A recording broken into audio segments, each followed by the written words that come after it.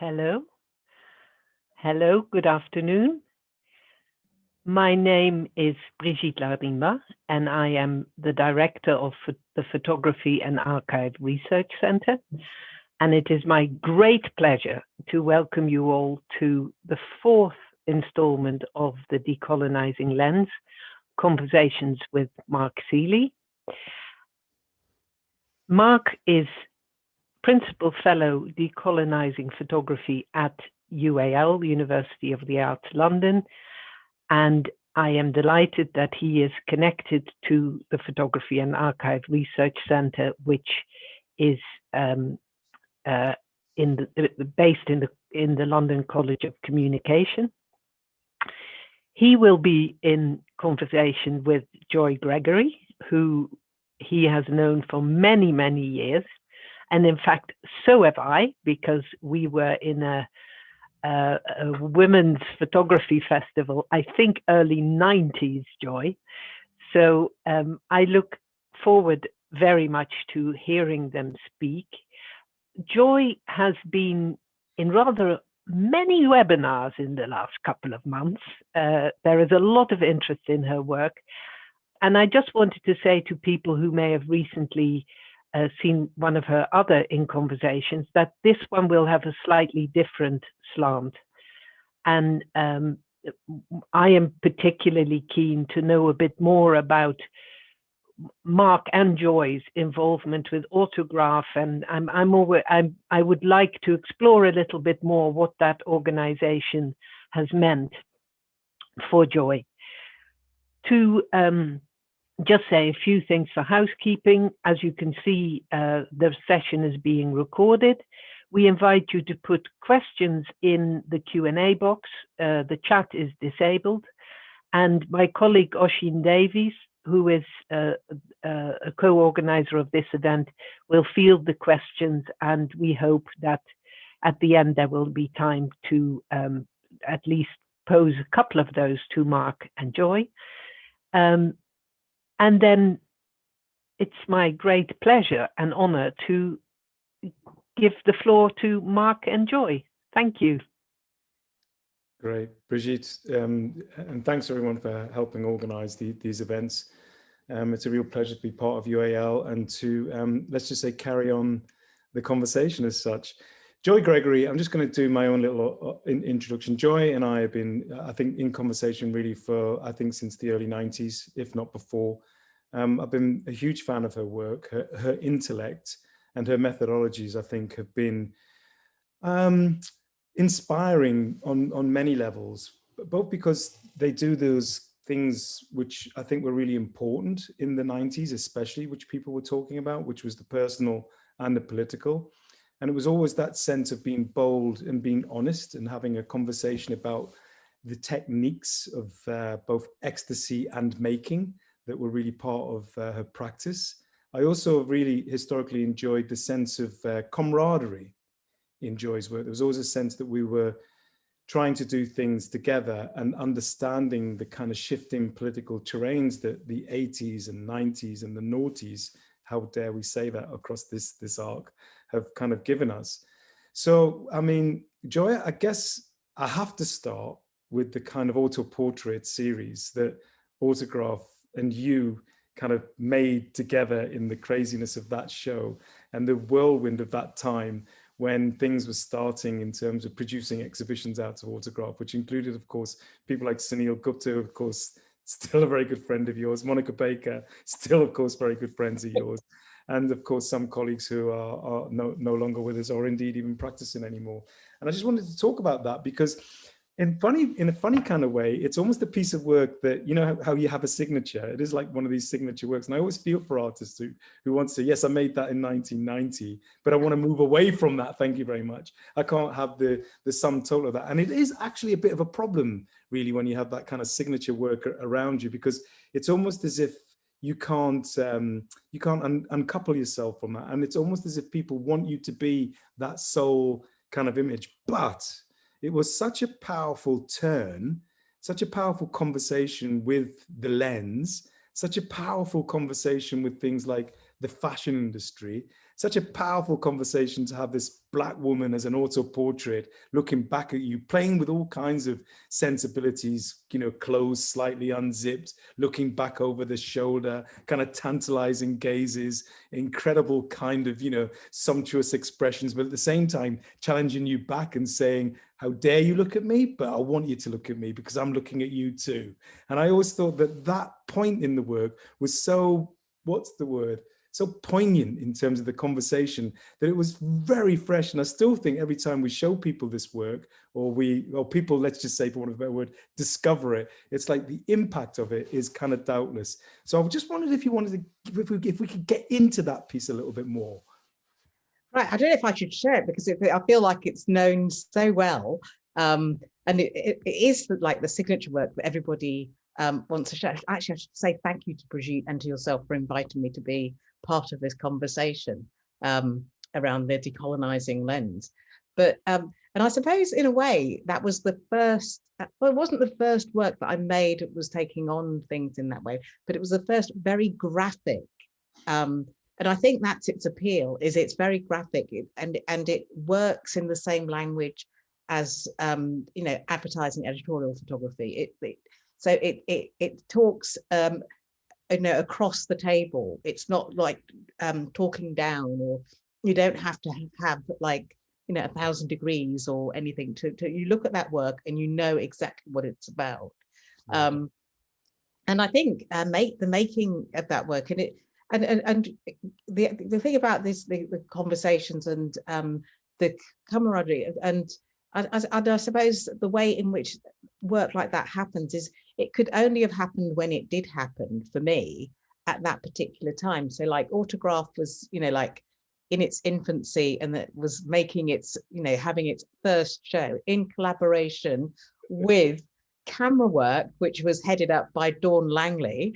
You know, they were all, it's not like we were all there on our own. There was other people facilitating and opening doors for this. And I could print that because I was working at, you know, 1,000 jobs, but one of them was working in the darkroom at Camera Work on the weekends, covering for Molefe, who Molefe was like, I had no idea it was such an amazing figure within the whole apartheid movement, and was living here in exile. I mean, like, because people were just getting on with their lives, and I was working at North Paddington Community Darkroom, so I had access to go and print these pictures in the way that I did. But also at North Paddington, one of the people who was working in the darkroom, or you know, like a student in the darkroom, was Christina Pizza, who became a really, really good friend of mine, who lives in Berlin now, and we took those pictures in the place where she was an au pair in Holland Park.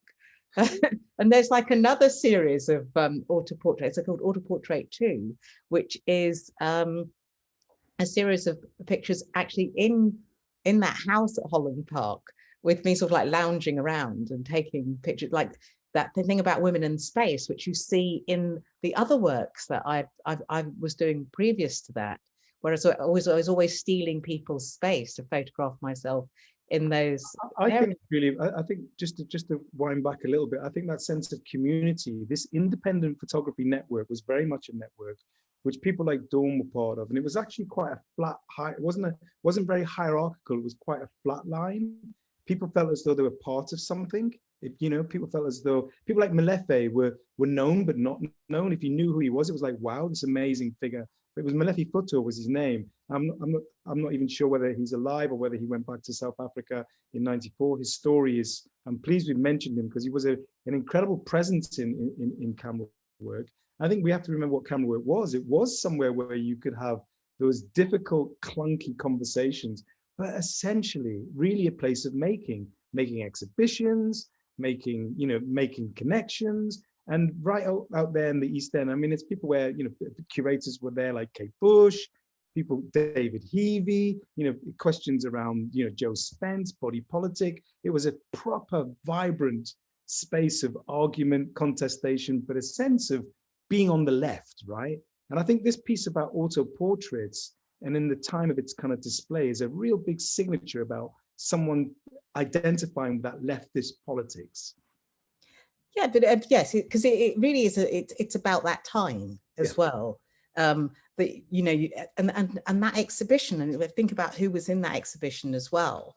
And what happened to that exhibition afterwards. I think I've got a couple of slides that where I show something from Who Do You Take Me For, because the exhibition went on tour, you know, thanks to Sunil, who was like this vibrant personality. It was sort of like, if you say, let's do X, and well, Sunil would just say, let's do X, and then just go and do it. And you'd be like going, you should really ask permission for that. And it's like, you know, why knock the door when you can kick it down? or it might even be open. Just try it. Just try it, because there's no lock on the door. Exactly. Because we would always assume the door was locked. It's sort of like, no, just turn the lock, turn the handle, and it will open. Yes, exactly. I think it's much more difficult to do that now. And I think it's because there isn't that, or there aren't those, I don't think that there's those same structures. And I know, like, we're all in a strange predicament now because we're all sort of like completely online. But that thing of sort of like the face-to-face, the meeting, and sort of like accidental meeting, and the arguments. I mean, I just remember how passionate people were about absolutely everything. Yes. And I do remember David Heavey sort of like every now and again, he'd be banging the drum for the disability, and like going, oh, yes, yes, yes. Well, his book, Creature of Time Forgot, was also a product of that time. It's a fantastic book, which I still refer to often. Again, all the work is made in the context of those political arguments about the alliances around difference, around otherness, around body politic. Again, you know, I can't help thinking that there was this kind of, I mean, words now which are very common, like intersectionality, but it was intersectionality because it was more to do with how entangled people were in terms of their strength of feeling at times, but at the same time, a falling out and falling in. It was kind of very, there was that sense. It was a bit, sometimes it would be nuclear and just blow up and people wouldn't be speaking together forever. But there was a sense that even though there was difference or fractured elements within it, you were still in the space, just in a different part of it. Yeah, absolutely. And I don't know if I should share any of the pictures. Please do. Please do. Yes. Share a couple of pictures. Yeah. Here we go. Oh. I mean, and also this work was the work has been collected now. It's in a few major collections. It wasn't a very large edition, if I remember rightly, but it's been shown all the way down as far as, you know, Sydney, right, down in Australia, or Melbourne. In Melbourne, yeah, in Melbourne. Was it in Melbourne? No, it's actually in Brisbane, because interestingly enough, I'm just trying to open this. I'm trying to do it. Oh, here we go. Here you go. Can everyone see my screen? Yes, absolutely. Yeah. Okay, right. So so after the like early self-portraits, so it wasn't, I mean, I ended up taking self-portraits by accident in the beginning. And these are from the Women in Space things that was really something I was doing in like the self-portrait in 1988, 1986 onwards, where I was still space, and that was continued into this autoportrait too. So there's this is a really important point though. Autoportraits doesn't just pop up as an idea. This idea of you being in the frame was very much part of your methodology, your way of working with the camera, and the space and the intimacy of the space. You see, this for me, Joy, it reminds me really of whether the dialogues were open or not, but I sometimes think of like what Carrie was doing around the kitchen table series simultaneously, the way that she positions herself within the work. And I often think this is really, really, really an important point, is that some works in the world get amplified because the voices are quite loud, and some work doesn't get amplified because we don't, very been British often, we don't shout enough about what we've done. But I think there's an absolute correlation, I think, between knowing Carrie quite well and the things that she says about the politic of her body, positioning herself within the work, and things like the kitchen table series, that I want to join the dots to this kind of way of working that you were doing almost simultaneously.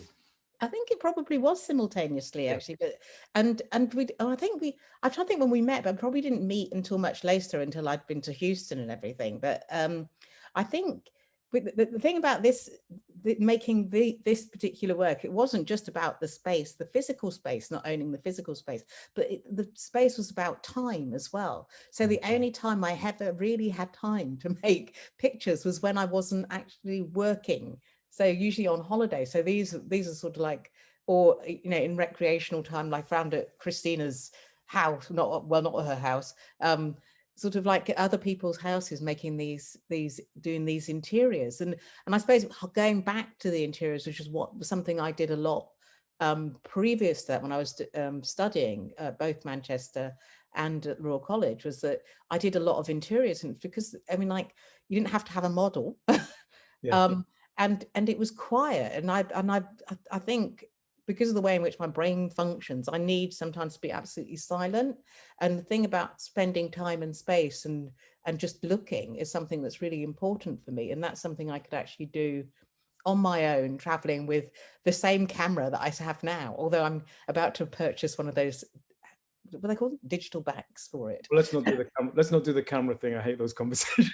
I think I'm not going there. Sorry, but I think what's important though is that there are when you're so occupied with existing as an artist, that there are very few spaces of reflection. And I think what happens is that those quiet places become your canvas. And I think that's pretty self-evident. So it all becomes internalized through your work for me. As I've worked through it, it's like, and that's where I identify with it, because it's like, where do we as kind of like creative people surviving outside of the home, coming from predominantly working class backgrounds, dealing with the everyday makeup of putting food on the table, where do we find this time, space, to have those reflective, creative moments? And that is the kind of, the legacy of many artists, of course, but in particular, I think it gets translated really well through the work that you make. And I'm obsessed with time, as you well know. And I think sometimes when I look at work like this, I think what time has done to us is held us back. I think there's the space of having to always see it as something of a kind of not having enough of it, really, not really even being able to purchase it to be able to make things within. But in a way, that's what's been for me quite one of the upsides of the last year is that the thing is, suddenly, especially the first 3 months where nobody phoned anybody, nobody sent a single email, everyone was far too busy buying pasta or whatever. But I mean, like, I just had time just to actually think for the first time in ages. It was like a big fog lifting and going for these walks. Of course, I was terrified like everyone else, but like that thing of just being the luxury of time, which we don't allow ourselves. I mean, it's always there around us, but it's sort of like we've always got something else to do. So yes, so this is obviously from Autoportrait, and the original, because and it's quite interesting you talk about, well, there were many editions printed. In fact, there was only one set of the originals ever printed, right. Which is in Queensland Art Gallery. That's right. Because they bought it probably for like 5 pence or something. But anyway, selling work in those days was not like it was now. It was no one seemed to be buying photography in the UK in the early 90s, Well, photography, I mean, like, it was really interesting, that thing about people not buying. So there's a whole set there, which is from the second edition of Autoportrait, which is a small boxed edition, which are available. But the thing about photography at that time is, like, photography was not only just the underling in terms of, like, people at the Tate would never buy it. I can't remember who the curator was or the person who purchased them, but he was like, over his dead body would any photography come into that space that wasn't made by an artist, a real artist, not one of these charlatans. And for me it was I always think about it as sort of like being about trade and the way in which people view people making money out of things, not the huge sums of money you can now make as an artist, but like that thing that photography wasn't a real art because it was something that was used in industry.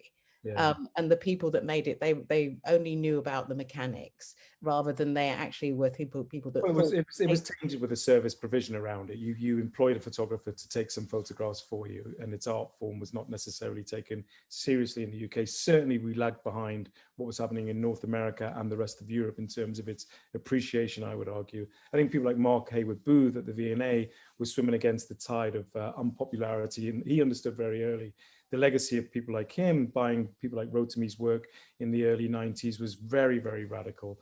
likewise with Rosie Miles, his partner, actually, who was collecting work by Black British artists very early in the day. There's so many tags that we could put on people here. But I want to focus on this. I want to focus on the work that this work was doing, and then how what autoportraits and what the springboard of autoportraits, the success of this did to your thinking about making. I think I was quite shocked how well it was received. Because I mean, like, it was the first time I'd actually properly taken pictures of myself, with me being recognizable within the picture. And as I said before, Christina was behind the camera, so I'd set it up, and then she would actually have to press the button, because I have tried that thing where with the squeezy button thing, but she had to make sure that everything lined up. So we would be working with Polaroids at the same time. But I mean, like, yeah, I mean, but it also, this work was a labor of love, and I think almost all my work is like a labor of love, because I spend time with it. And so it wasn't just about taking the pictures, it was about making the pictures afterwards. So the craft of actually making them, and sort of like that thing of really knowing how the medium and how the materials actually work is really important to me. So this work only exists because I knew how to print. And knew how to print really well, and knew how to manipulate the materials in print. So these are they're lith prints on a very heavy silver paper, and it's like a double weight paper as well. So it feels like card, and it's very, very rich. But when you see the work, that material presence is very important, isn't it? Because they're not glossy. They feel like they have a conversation with etching. They feel like they have a conversation with printmaking as such. They feel beyond photography in some sense, but they feel very present in the room. And I think this is where the kind of digital world, in terms of looking at this work, kind of fails us in a sense, because the resonance of the materiality of it, the feeling of it, the little nuances, all the little cracks and crannies and the little white spots that are across them, make them feel as though they are completely unique, carefully crafted, objects of care, really. And I think that sense in your work hasn't been amplified enough, really. I do think there is a real sense of care around the material choices that you make, and those, whether they work or not, which hopefully we'll talk about this in Objects of Beauty, which I think when we discussed this way back in the day, that it really crystallized again, not necessarily through the portraiture, but through this idea that there are these objects of beauty which are rendered in this photographic way that allow the kind of, the sense of three-dimensionality and the material object present in the room to make it feel much more like a conversation with a unique art object rather than a reproductive photographic moment. Absolutely. I mean, like, they are objects. They are literally objects, and they are made as objects. So like each one of, like, obviously with photography, it's not the first print that ever comes out that works. So each one of those would have taken at least 2 days to make. And like the process for making those is sort of like in the dark. I've been in total darkness, because the developer was very, I make a very weak developer, and it takes 30 minutes to just do the process for it to develop. So develop it in darkness, and then after about, 25 minutes, the timer goes off, you turn it up, the light on, the red light on, and have a look at the image starting to come up. And that's where you get the color. The color comes out because it's like this split tone chemical reaction. Yeah, I guess I want people to just really understand that it's not just about the work that goes on behind the lens. It's the materiality across this making process is really fundamental to your practice, which is fundamental to the. Sorry, you say again? Sorry. I was going to say it's fundamental to the idea behind the work, which is around skin and skin color. And it was really important that the tone and the color within the work was a color of skin. And it didn't, that had to be part of that conversation. And that could only work with that particular material. It wouldn't work in color. And again, that sense of politic within the work you know, I remember really early in the 90s when if you were a black artist and you made stuff, and especially if it referred to issues of race or identity politics, it was all too didactic for everybody. It was all too, oh, you're talking to us about race again, how dare you? Oh, but we understand that, we don't want that, we want something else.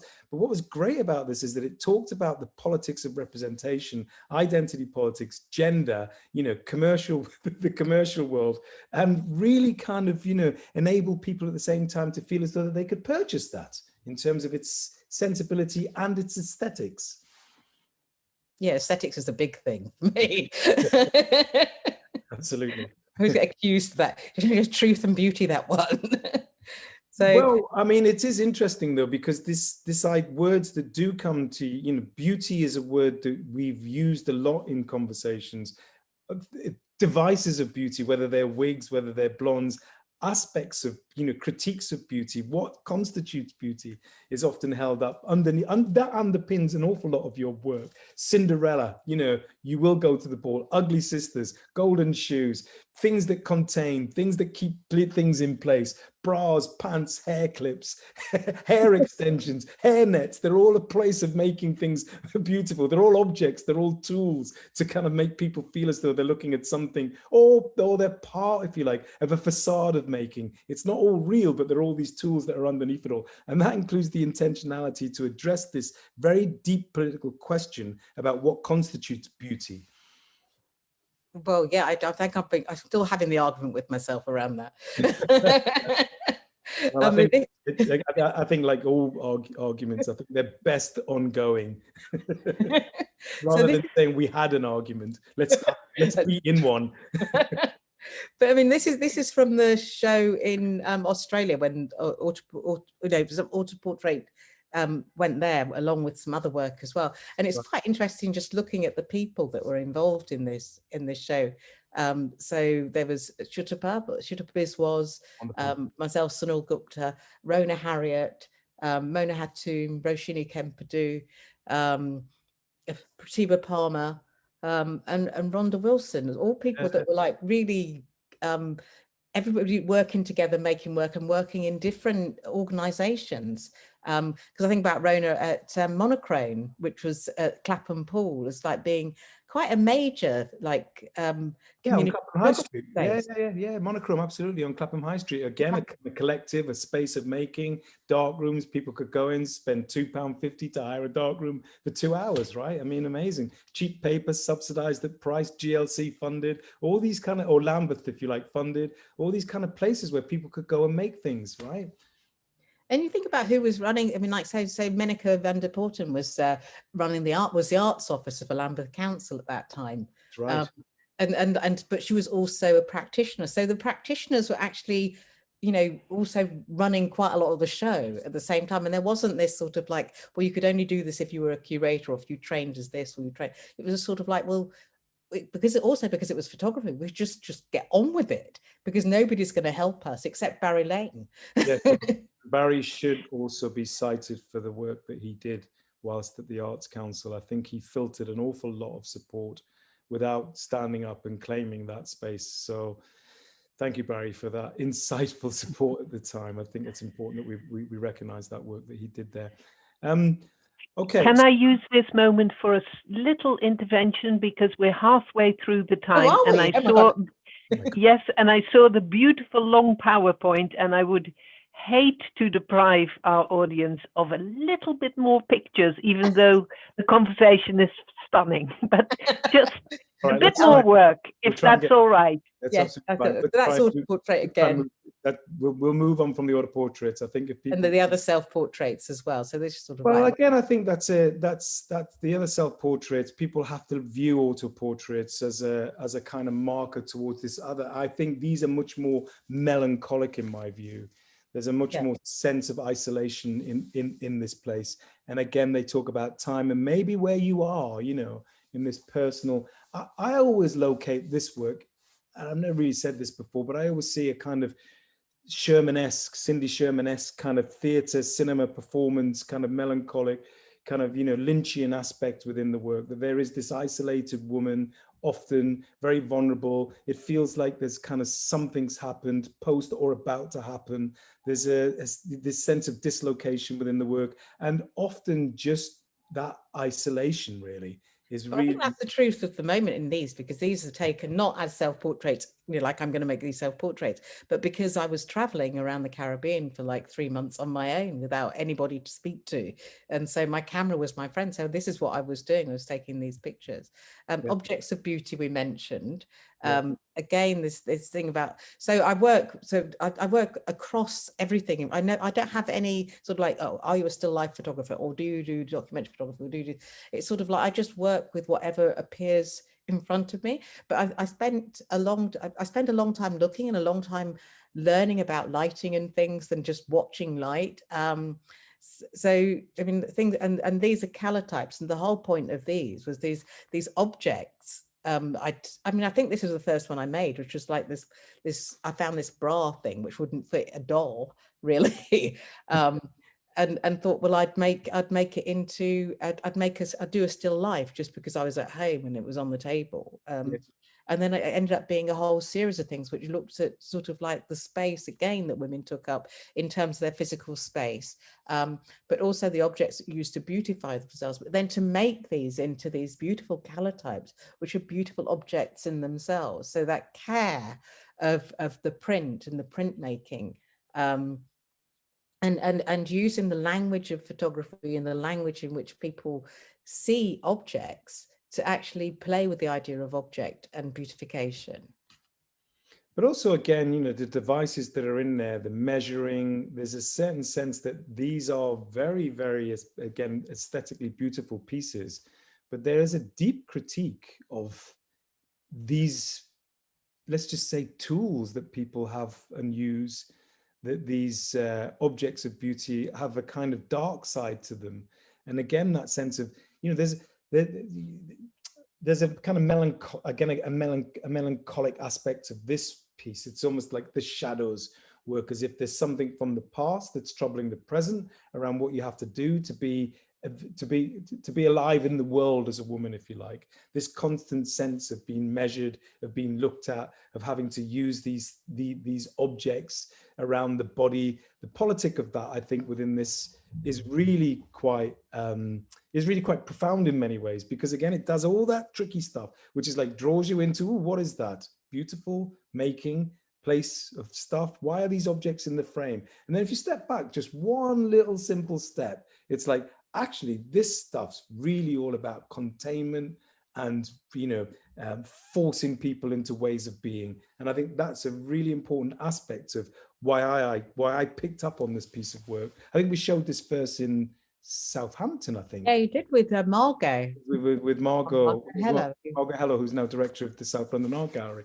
It was great that she picked this up, and it was, and I think it's been very, very successful in terms of cultural life that it's had, because it appeals to that, you know, sensibility about how do you interrogate the body politic or gendered politic. But what's great that it's all about objects of beauty, but the body is absent. It's fantastic. And it was also shown at the first time it was shown was at the first Johannesburg Biennale. Right.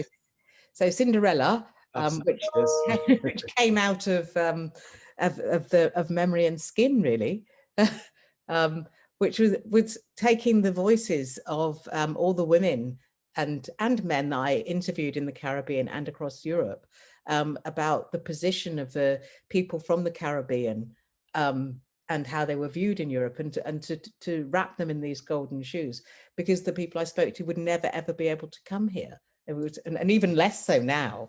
And yet their ancestors had facilitated the wealth in many, for many people, and you know, like, and that exchange has not been reversed or acknowledged in many cases. And so that's why Cinderella came to fruition. Again, but I love this. There's so much for people to have to fill in the gaps, don't they?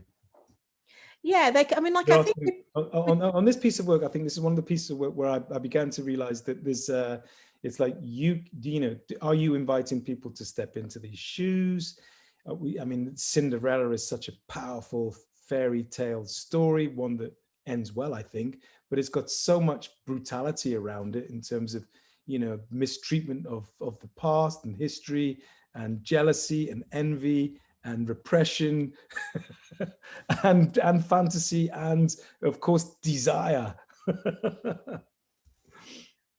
Yeah, I mean, yeah. The shoes are definitely about desire, but I mean, but also the thing about they're quite playful as well. That the idea of sort of like placing them in front of places that are really instantly recognizable, but definitely have a history and a connection with various parts of the Caribbean.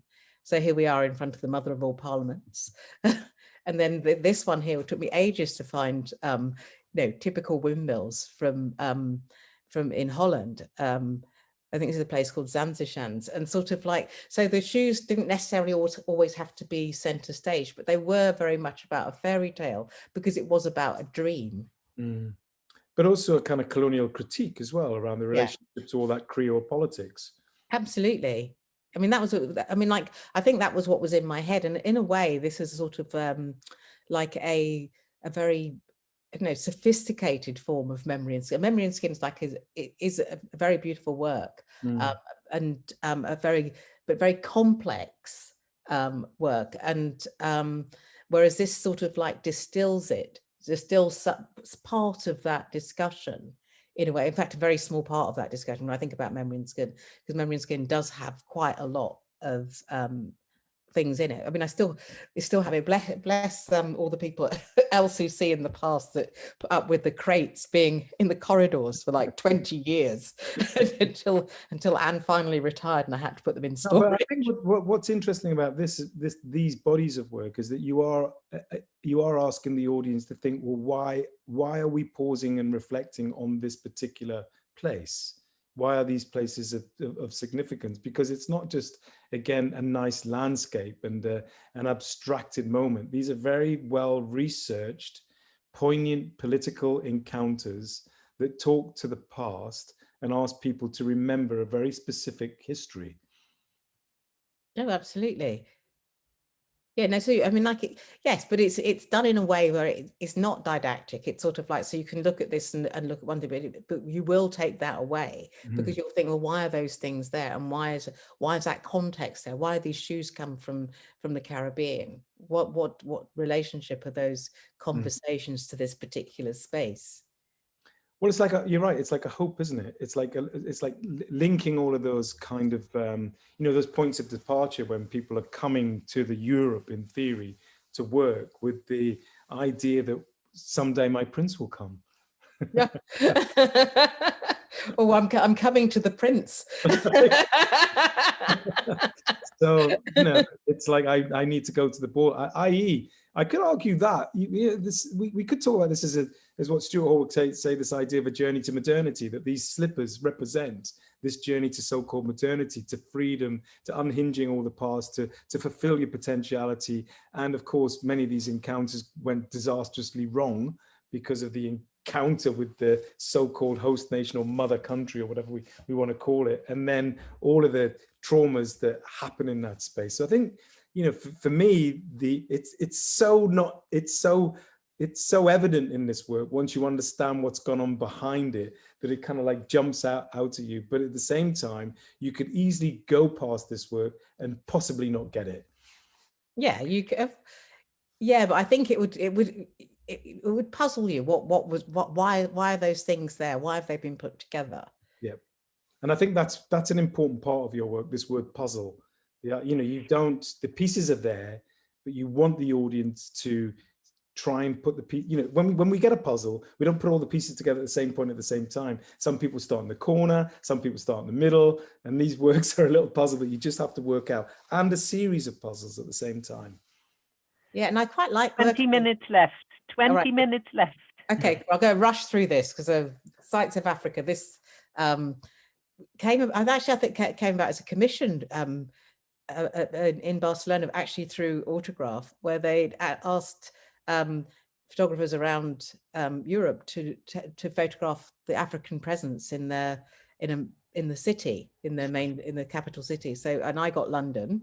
And so instead of doing it was a documentary, but it was like documenting the African presence through its history rather than through taking pictures of people at Brixton Market. So so that was, and using the idea of black and white as a way of documenting that, and using text and working with a graphic designer to actually get the fonts working properly. Yeah, it's funny because watching historians like David Olagusu do the kind of story of these kind of stories, it's like you were doing this recovery, what I would call like recovery work, maybe this recovering these histories, bringing Dido into the frame, bringing, you know, these again hidden parts of Black presences to the fore. And I think I think recovery is an interesting word because it suggests that something has been ill or has been lost. And I think this idea of recovering these presences has been kind of an ongoing dialogue and quite a big responsibility for many artists. Yeah, but I think it's something I've been really, because I think like the way in which I came into photography was actually really through history, and that's what really interests me, is the idea of the connection with history always being with us, because history being about the present and not about the past. And I imagine if I hadn't decided to go off and go to art school, only because they wouldn't let me go and work in the darkrooms at Vogue, we have to understand that, that I probably would have gone and done history somewhere and been writing things instead. But this is from my Kalahari work. Yeah, I think I wanted to use some time to talk about South Africa, the who, the what, the where, the when, the why of what this long encounter with the region. Actually, it's certainly not, you know, a 6-day assignment that you drop in. It's very backwards and forwards in a really embedded relationship, right? Yeah, I mean, like I've been going back and forth to South Africa since 1995, and I've been working with this particular community, this particular family, since 2004, 2005, and the women I worked with initially, Umatuna and Umatkais, they've now passed, and so I'm working with their grandchildren and great grandchildren, and it was really about documenting the death of a language, but it's impossible to unknit the relationship between the demise of the language and the history of apartheid and the I don't know, the decimation of the culture of the indigenous people, and there are so many echoes all around the world. So it's not just about the language, it's not just about the people, but it's about our joint histories and why we all are where we are, but what the impact is off these shores, not just in those spaces that were made in the Americas, but in Africa and in Asia, and how that is something that people are living with today. So when people say to me, oh, but it happened such a long time ago, it was in like the 1700s or 1600s, what happened in the 1600s is part of the lives of the people that I work with in Andresvale, who you know, who have not 2 pennies to rub together, who cannot go out tomorrow and buy a mobile phone. I mean, I've been working with Joanita, and Joanita's, I don't know, the kids have stolen her phone so many times that she can't afford to buy another one. So I actually can't contact her at all. But I've been working with Sarah. So this is Sarah in the picture here. So Sarah and I are now working on this together. So because I can't go to South Africa, Sarah is putting together the family tree and doing the interviews for me. And so it's more like a collaborative process, although I'm not quite sure how the work should be in the end. I mean, like in a way, I think maybe it's a book or a podcast, or it's something which, but it has to be accessible. It has to be about the place where it's from rather than about here. And it's about but this has been a process, though, hasn't it? It is a process. This is what's really important about this piece of work, and it's you know, it's not coming with a kind of, you know, a dynamic formula at the end. It has no prescribed destination, and it is and I think that idea of working within a process and not necessarily knowing, sometimes it can be problematic because we can be in the process too long, we don't know when it ends, or sometimes it can be, just part of what you do. It's part of the life work, and it maybe will only materialize into an exhibition or a book, maybe even when you're not around. Something will be curated out of that, or something, or conversations with it happen like that. And I think that's really important, to be able to get to that place of processing, processing thought, being on the ground, looking at these very difficult histories, troubling images, joining the dots across these different colonialities. And you're right, it's not always the big macro story. It's not like the anniversary of, say, a huge event where something has changed, like a Sharpeville or a Biko death. It's like the day-to-day erosive colonial presences that are impacting all that, have been impacted on these people's lives in these daily encounters. And I think working that through is really important if we're going to get through this passage of how we think about these difficult and troubling times.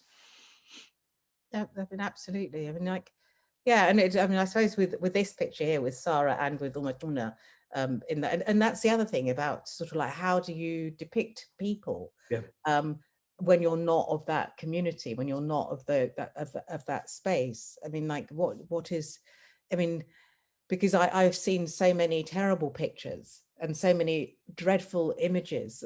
Like Uma Kais was 15 years old when her and her sister and her family were taken to Johannesburg in 1936 to be part of the Johannesburg Empire exhibition. So they were exhibits in an exhibition, and her face, and she had a face and a body cast done, which is in the medical museum at Wits University. And you just think, where do you start with something like that? So you're sat there with the person in front of you, and you know that history. They have no access to that.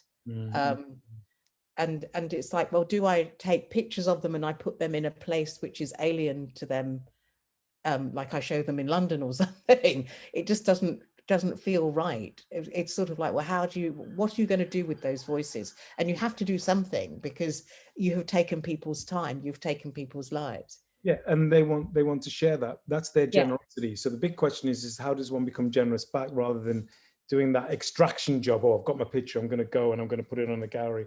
Because that's where this word, that's where the sensitivity and care then comes back into it. Because in a funny kind of way, you know what they mean by being in that. Yes, I think that's why I was let in for such a long time. It's sort of like, what they mean. It's like, well, not only that, because they also didn't believe that I actually I lived in the UK. It was absolutely impossible they had Black people in the UK. Right. But I think that sense of kind of like responsibility comes with a certain charge of, feeling close to people. You get, goosebumps when you hear their stories, even though you're not in the family.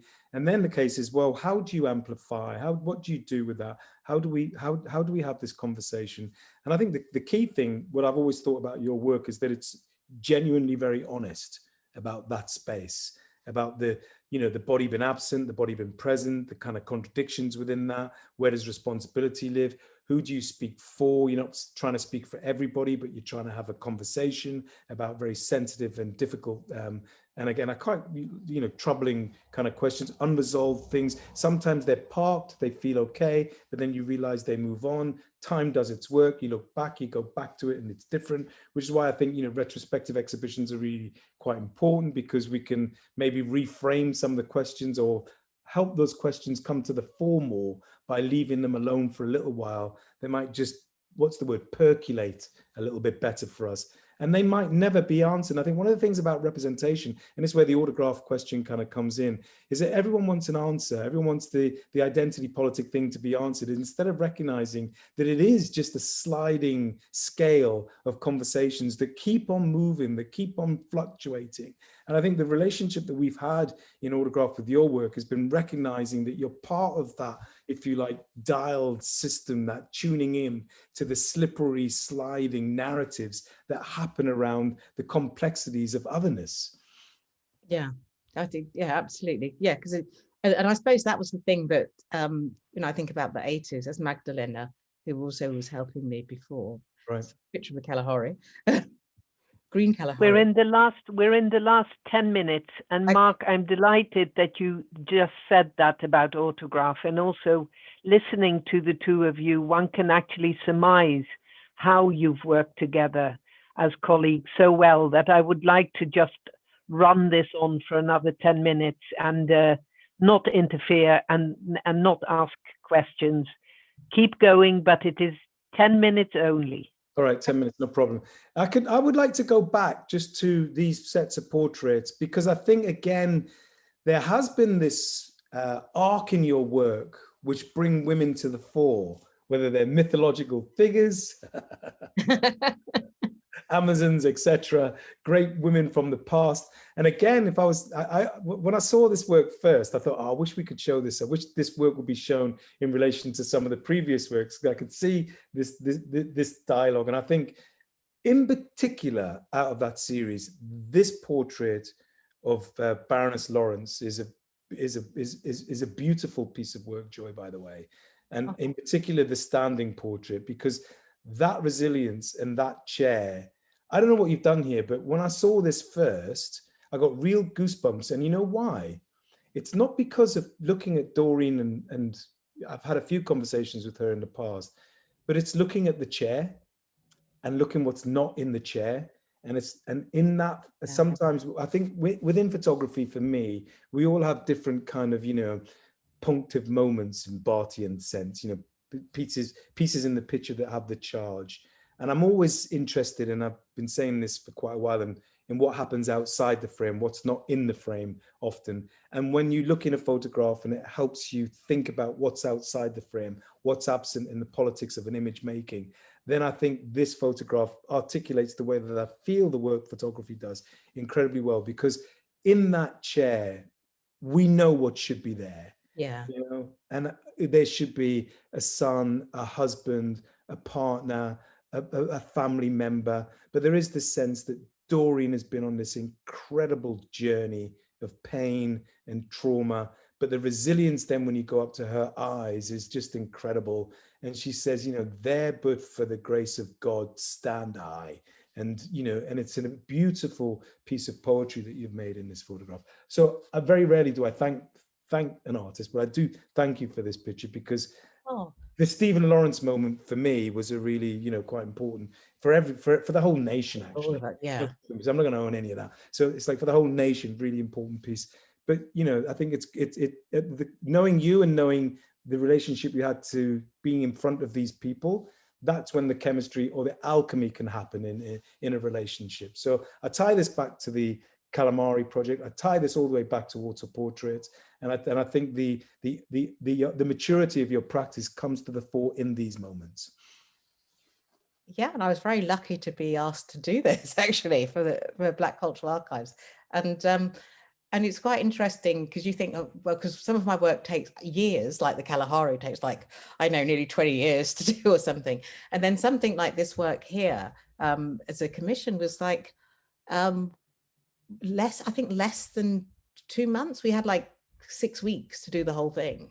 But what's interesting for me there, I'm just going to stop you there, Joy, because actually it's not. It's like 40 years of working to have that. I know. It's sort of like knowing. I remember someone said to me, oh, Joy Gregory's got a Nestor Award. Oh, she's so lucky. She's seen blah, blah. And I said, yeah, but she's worked for 35 years to get that grant, right? Or whatever it is. It's a long time. It's not she's lucky, it's work. And I think people sometimes just want to go, oh, I want that, or she's really lucky to get that. I came and said, she put a shift in there. She's done all the heavy lifting around trying to get the work off the ground. And finally, someone's recognized it. But it's been a really, especially in these days where everybody wants everything really quickly, right? I want a retrospective at the age of 25. Do you know what I mean? It's like, actually, it takes time. And that's one thing I keep on saying to people, geez, it takes so much time to do good things. And I think when you get that, when all that experience, all the work that you've done has been brought to the fore in this series. But let's move on to another photograph. Yeah, but I was going to say that there were other people in the room with me when we were taking this, because obviously, when you have very limited time to be with someone, then, you need people to do all the techie stuff with you. Yep. Great. And they were great to do these, actually. I feel very privileged to have had that opportunity. Really brilliant. Well, I mean, it'd been a very, very, very important archive. Let's do this, because this is more recent. This is more recent work, which this is this year. Yeah, and I'm kind of discovering this for the first time as well. I think this. I mean, I'm very attached to this because my mum was a nurse, of course, and this sense of care, contagion, time. I mean, we've been working through this thing with autograph as well, which, care, contagion, and community, this sense of, again, gender within the work, this nursing profession. Please, let's take us through what's happening. We have to go quickly. Last 5 minutes. Last Okay. 5 minutes. All right. Wow. Very good timekeeper, Brigitte. Well, this came about, and this is what's really important about having relationships with organisations, and sort of like, and there can be things that happen quickly or happen slowly. So last, as in 2019, Black Cultural Archives invited me to do the work with for the Breaking Barriers, and then last summer, with everything that was going on with like George Floyd, the Windrush, and it was Windrush. I think it was Windrush Week. They asked me if I'd do take part in a competition and do a talk, and I just thought, gosh, yeah, I could do a talk, and I could talk about the work that's in the gallery that's not open, or I could perhaps make some new work. And like for years, I've been thinking about Matron Bell. But not just Matron Bell, because Matron Bell is up at Lewisham Hospital, but all the archive pictures that I looked at in these suitcases and boxes in a back room, and I scanned loads of pictures, but I kept thinking about the women of colour that were part of the building of the NHS and are documented in these images. But they never really, I mean, like, people don't really, and I think particularly at the beginning of the pandemic, when, the TV crews are running into the hospitals and taking pictures, always at the front were sort of, and this is even in London hospitals, where sort of the women of colour were almost absent. And it was like, you go into London hospital, this is who you will see. You will see everyone from all over the world. And I thought, I want to do something that is in praise of those women and men that came over from all over the Commonwealth, as it's referred to in those days, to come and help build up the NHS, and they are present in these pictures, and they were invited over. And so I decided to make this work where I was picking them out in colour. And I also have to thank Swim magazine for this, because I must admit, after I'd done like 3, I was like, I don't know if I can be bothered to colour these things. It takes ages to do them. And also, because I'm not brilliant on Photoshop, I had to learn it. I was like, I had to go and see Miss Linda, what is it? Lynda.com to learn how to do all this colorizing. But I'm so glad that I did it in the end. And it was like writing the story of these women and that generation, particularly in the light of them being, shipped off.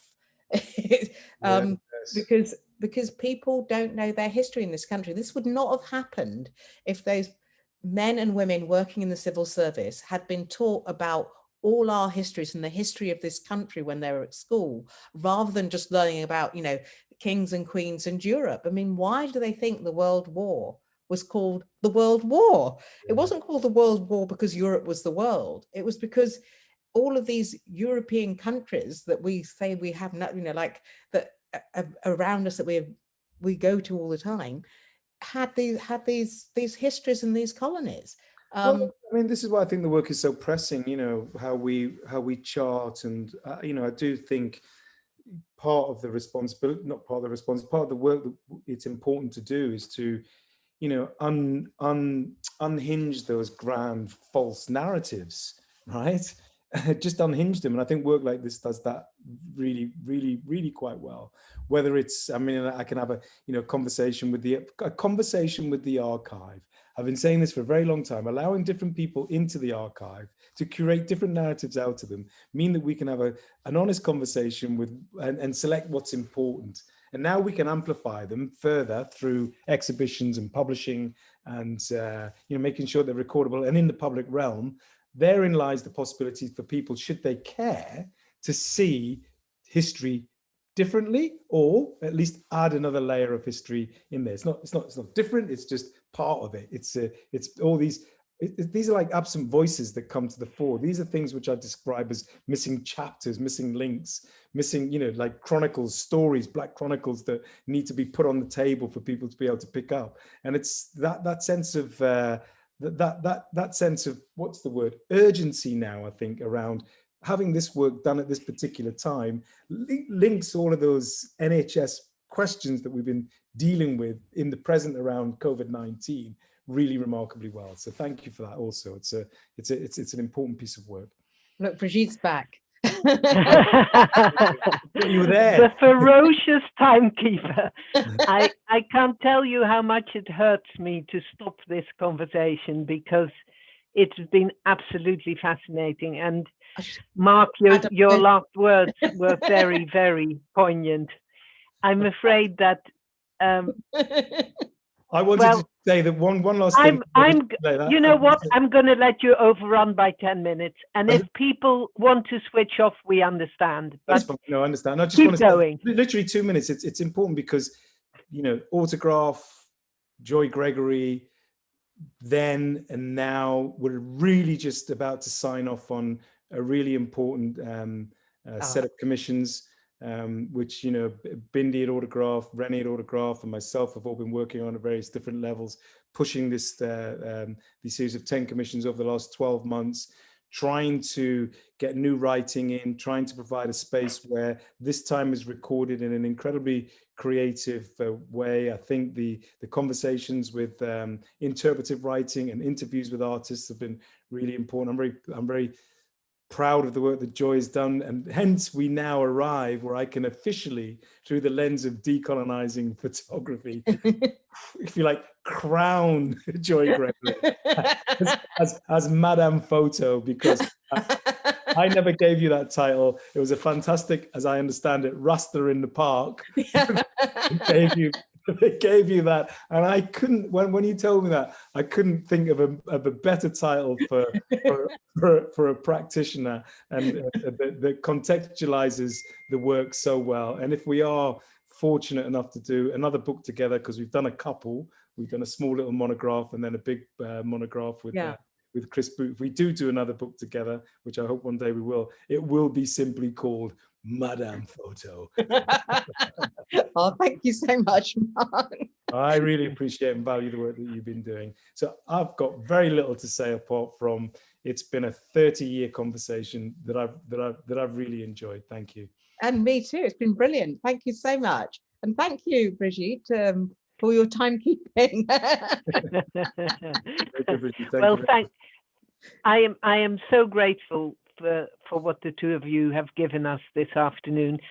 I was worried because I forgot in my enthusiasm to read out your biography, Joy. And actually, in retrospect, I'm glad I didn't, because it was lovely to hear and feel this progression in your work, and just people can read about you if they want to know exactly where and when you were. I did, however, forget to say that indeed you were for 10 years in our college in LCC. I was, and you are now I'm still there. And you are now in Camberwell, our sister college. So it's the time constraints that make me regretfully want to finish this session. But both of you, it was at times very moving, and it was a great privilege to host you both. Thanks from the bottom of my heart. Thank you so much. I'm going to stop sharing. I should stop sharing. I suddenly realized that I was sharing.